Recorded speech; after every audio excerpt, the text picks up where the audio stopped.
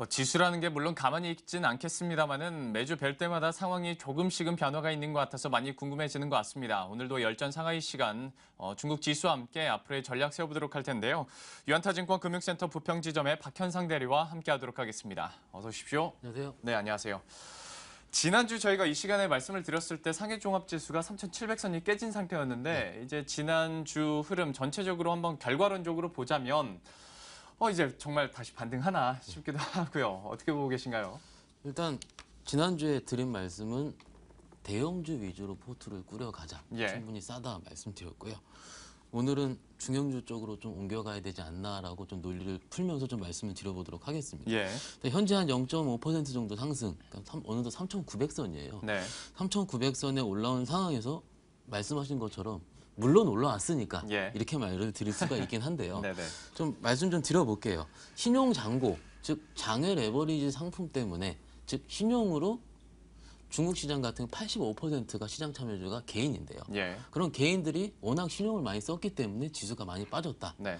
3,500선 기준으로 일단 신용 잔고가 36.3% 정도가 빠졌습니다. 예. 5,100선을 전고점으로 하는 지수 하락률과 신용 잔고 하락률이 거의 비슷한 수치라 보시면 될 것 같고요. 예. 뭐 지난 수치에서 즉 3,500선 정도면은 일단 앞으로 후광 투자를 하실 때도 어느 정도는 지지선으로 생각하시고 하시면 될 것 같고요. 예. 지난주에 좀 굉장히 좀 재밌는 내용이 나왔는데요.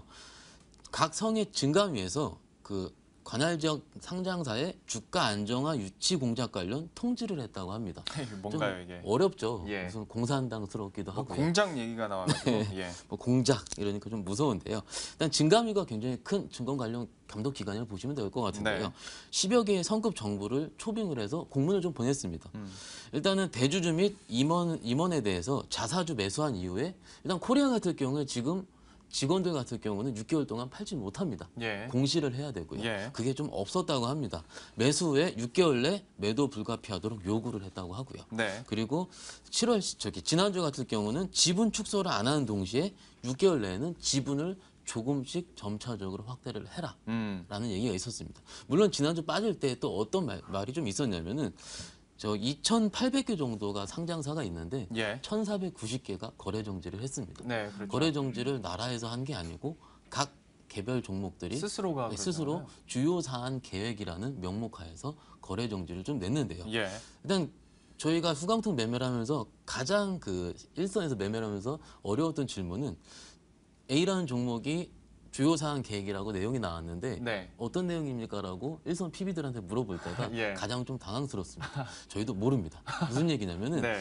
그 주요 사안 계획이라는 게 약간은 원시적인 시스템을 좀 갖고 있기 때문에 예. 코리아처럼 구체적으로 뭐 A라는 종목을 합병을 하려고 혹은 어떤 뭐 공시 때문에 그게 나오지 않고 그냥 공시도 아예 안 나와요, 그러면? 공시까지는 나옵니다. 확인하는데 공시가 구체적인 안 나온다. 주요 사안 계획이라는 내용만 나옵니다. 아. 그러니까는 이번에 주가 하락을 주가가 상승할 때 예. 대주주 및 회사의 자사주를 담보로 대출을 일으켰고요. 네. 개별 기업들이 대출 일으킨 자금을 가지고 또 다른 자금을 샀겠죠. 예. 그것까지 빠져버리니까는 기존 회사 자사주 자체도 담보 비율이 문제가 있었던 겁니다. 네네. 이렇게 큰 하락이 있을 때는 이제 좀 빠졌다 올라오니까 그 좀 내용을 좀 이해를 할 수 있겠다라고 말씀드릴 수 있을 정도로 예. 어쨌든 굉장히 좀 무식하게 빠졌다가 무식하게 올라오고 있는 중이다까지 결론을 좀 내릴 수가 있겠고요. 예. 지난주 시황에서 봤을 때는 ETF 자금이 2천억 정도 집행이 될 거니까는 시총 상위주 위주로 포트를 꾸려가면서 그래서 제가 은행주를 좀 말씀을 드린 걸로 기억을 하고요. 예. 모멘텀 있는 은행주를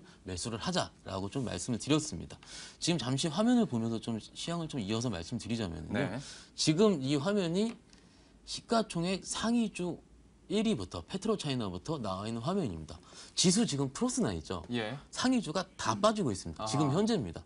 이렇게 해서 제가 조금씩 내려볼게요. 우리 지난주에 봤던 거와는 또 좀 완전 느낌이 반대죠. 다르네요. 예. 좀 내려가면 보면은 파란색 물결이었다가 뒤로 갈수록 62선 많아지네요. 넘어오면서 빨간색이. 빨간색 물결로 좀 바뀌고 있습니다. 예. 아까 서두에 말씀드린 것처럼 내용이 있는 중형주 쪽으로 시장이 옮겨가기는 중이다. 왜냐하면은 85% 정도의 개인 투자자입니다. 개인 투자자는 소위 찌라시를 믿지 않고요. 예. 어떻게 보면 뉴스를 보면서 매수를 하게 되는데 지난주까지 시장 자체가 대형주가 많이 올랐고 증시 안정화 정지 계속 나오고 있다면 내가 몰린 주식 혹은 내가 가지고 있었던, 내가 했었던 주식에 대해서 추가 매수 욕구가 일어나는 것은 당연하리라 생각이 좀 들고 있고요. 예. 그런 의미로 봤을 때 오늘은 약간의 중형주를 좀 가져왔기 때문에 조금 더 보시면 될 것 같고요. 마지막으로 상해지수 차트 다시 보면서 좀 말씀을 드리자면요. 이렇게 좀 차트 모양이 형성이 되면은 여기가 지금 200일선이 있는 3,500포인트 정도까지가 지지선으로 보시면 될 것 같고요. 예. 추가적으로 중국 당국에서 얘기하는 것은 60일선이 있는 4,500포인트까지가 1차 목적지라는 점 봤을 때 포트를 꾸리는데 참고를 하시기 바랍니다. 어떤 지수 때는 우리가 어느 정도 마음속에 이렇게 딱 확고히 박아놔야 될 것 같고요. 그 중에서 이제 직접적으로 우리가 투자 가능한 종목들도 한번 알아보도록 하겠습니다.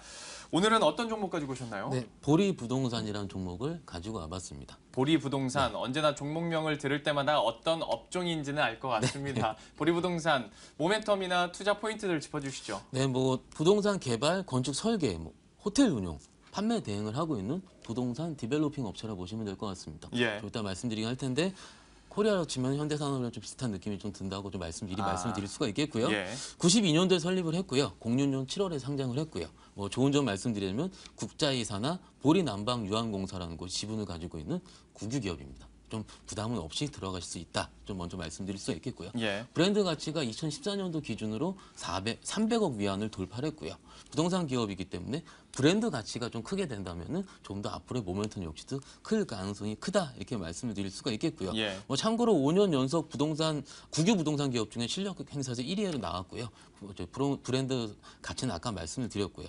5월 달에 봤을 때 누적 계약 금액이 6천억 위안을 넘어섰기 때문에 YOY 기준으로 50% 이상 늘어난 거기 때문에 매출액 증가율은 걱정 안 하셔도 될 것 같다라고 네. 좀 말씀드릴 수 있겠습니다. 그림을 보면서 빠르게 좀 이해를 좀 가자면요. 네.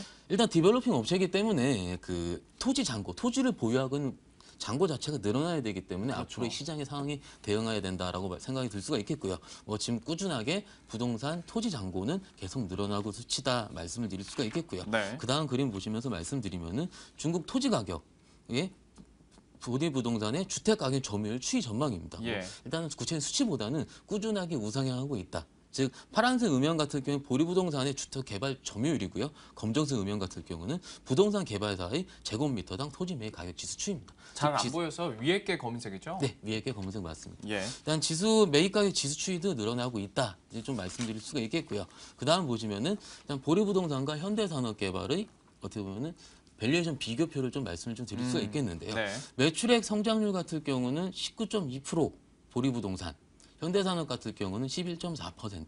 뭐 좀 전에 지금 현대산업개발이 면세점 사업 때는 좀 내용이 나오긴 했는데요.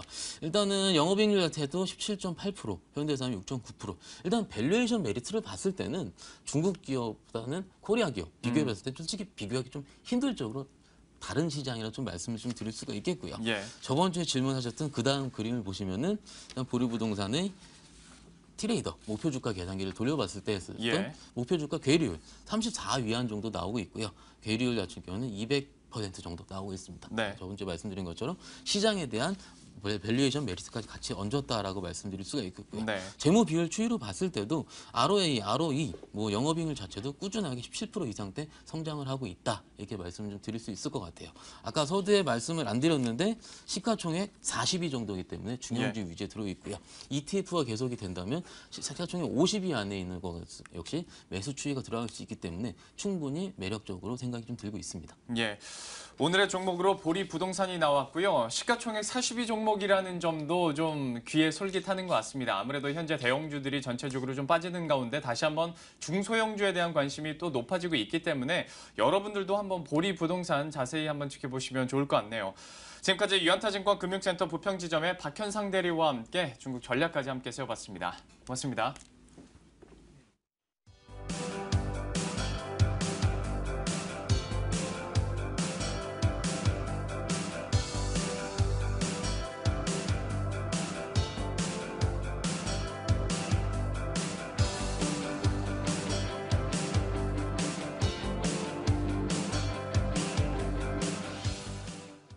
자, 월요일과 매주 또 금요일은 저희가 짚어드릴 내용들도 많아서 항상 바쁘게 지나간 것 같은데요. 오늘도 참 이렇게 다양한 경제 이슈들 한번 쭉 훑어봤습니다.